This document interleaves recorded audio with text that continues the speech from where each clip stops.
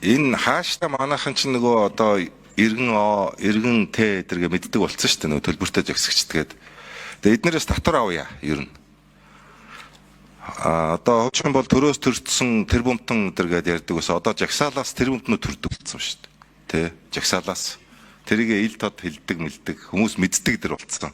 Тэ сүүлд бүр хууль зүйн ам дээр очсон зэгссэн явж ирсэн яасан. Тэгээ тэр нөхдүүдээс одоо ер нь татвар авъя. Тэгээ одоо тэр хоом хэлүүлье. Манайс болохоор хоом бөглөөл нэг л их яваад байдаг. Нөхөр болохоор нэг ард түмний нэр барайл тэр өмтөн болцсон суугаад байдаг тэр. Одоо татварыг авъя. Тэгэхээр энэ дээр одоо сайд маань одоо бас ямар санал бодолтой байдаг юм бол та. Алтан гэрэл сайд болдгоочтой яг хуулийн хүрээнд хариулахгүй бол энэ ноцтой юм асууж шүү.